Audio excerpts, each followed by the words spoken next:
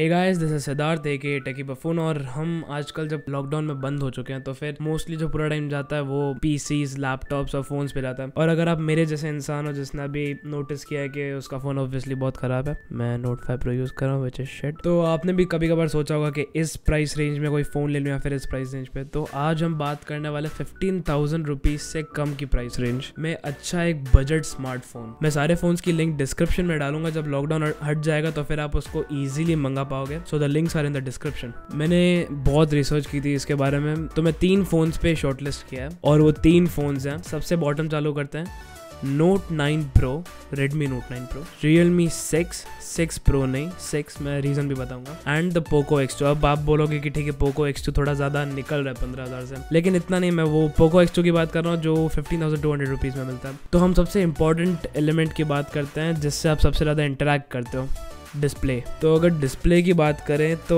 Note 9 Pro की तो बात ही नहीं हो रही। IPS LCD डिस्प्ले जो 60 हर्ट्ज का है। कंपेटिटर्स देखें तो फिर उसमें आता है Realme 6 जो IPS LCD 90 हर्ट्ज के डिस्प्ले के साथ आता है, और Poco X2 अलग लीग में IPS LCD 120 हर्ट्ज के डिस्प्ले के साथ। अभी टेक्निकली गेमिंग करनी नहीं चाहिए 15,000 रुपीज के फोन के अंडर, बट अगर आपको गेमिंग करनी हो तो फिर अब इधर थोड़ी बात चेंज हो जाती है। जो 13,000 रुपीज का फोन है Realme 6, उसमें Helio G90T है जो हमने पहले Note 8 Pro में देखा था, Redmi Note 8 Pro। Top right पे क्लिक कीजिए, मैंने उसके ऊपर वीडियो किया। तो वो जो प्रोसेसर है वो बना ही गेमिंग के लिए और 720G को बीट कर देता है 13,000 रुपीज में जो Note 9 Pro में है। दूसरा आता है Snapdragon 730G जो Poco X2 में। अब हाँ, वो टेक्निकली थोड़ा ज्यादा पावरफुल है, लेकिन 13,000 रुपीज में अगर आपको इतनी अच्छी परफॉर्मेंस मिल रही है तो वाई इवन बॉदर 15,200 रुपीज के लिए। अब कैमरास की बात करें, the Note 9 Pro on paper उसके पास मेन सेंसर 48 मेगापिक्सल का, बाकी दोनों के पास 64 का है, लेकिन इसमें पूरा का पूरा सॉफ्टवेयर जो प्रोसेसिंग होती है, जब आप फोटो ले लेते हो, सेंसर जब फोटो ले लेता है उसके बाद जो आपका सॉफ्टवेयर जो है वो प्रोसेसिंग करता है, वो मेन डिपेंड करता है। अब तीनों फोन्स में मेन सेंसर है, अल्ट्रा वाइड सेंसर है, मैक्रो सेंसर और डेप्थ सेंसर है, बट आखिर में पूरा का पूरा ओपिनियन जो इमेज प्रोसेसिंग है, जो आपका सॉफ्टवेयर करता है, हार्डवेयर नहीं,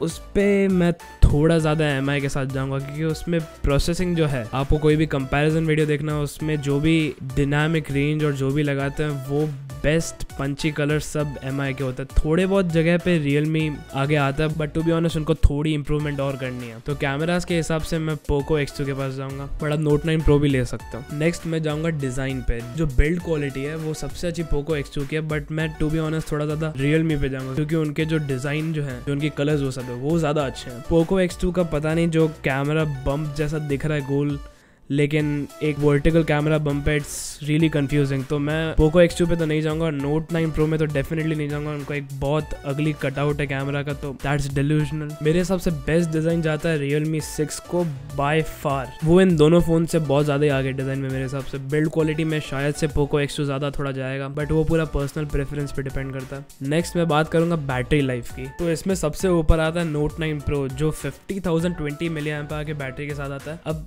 Note 9 Pro और Note 9 Pro Max को मेन जो डिफरेंशिएट करता है वो है उनकी चार्जिंग स्पीड।